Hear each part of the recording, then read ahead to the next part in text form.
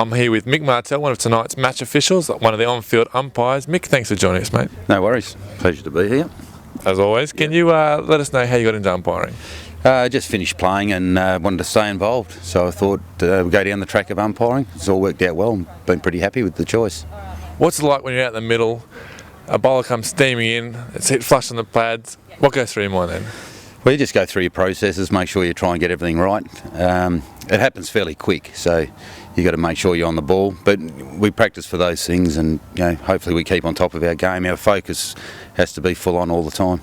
But I don't think people realise just how hard it is. How do you practice as an umpire? It's been pre-season. We spend plenty of time in the nets, and then obviously our grade games leading into our first class season. And then we just work on the basics of making sure our routines and processes are right, and keep focused. Okay, and is umpiring in a final sort of a key goal at the start of the season for you?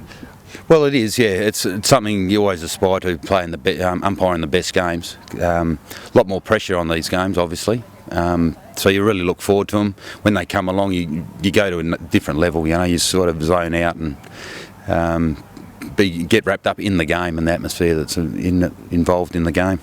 There's been a lot of talk about technology recently with DRS and the third eye and all these different gadgets that are coming out. What's your stance on it, and do you think it has a place in the game? Well, I think it does, yeah, and anything to make the game better and to get our decisions 100% correct, I think it goes a long way. I wore the glasses tonight. Hopefully they got some pretty good footage. I think I only had a couple of LBW shouts. I don't know how they came up on the footage, but anything to make the game better is good, especially in this atmosphere. I think the public really like to see the technology being used. It's such a scrutinised position being an umpire. I mean, you're right, half the team loves you one time, the other team doesn't like you.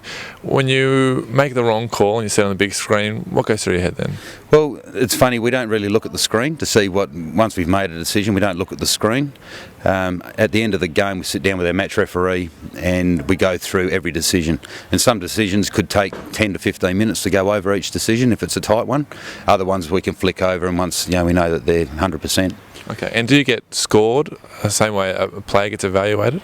We do. Match referee at the end of each game sits down with an assessment, does a complete assessment on the performance of each umpire, including the third umpire, and from that, Cricket Australia get their rankings as to who they want on their panel and what position they hold. Okay, we asked the guys this yesterday. What's your favourite mode of dismissal? I don't mind LBW actually. I think LBW is a fairly simple law as long as you follow the 5 steps. I would rather an LBW than a really tight, bat pad caught in close.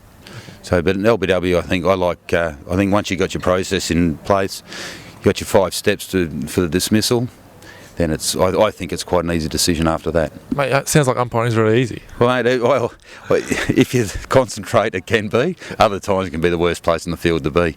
Mick, thanks for spending your time with us. No worries. Thank you.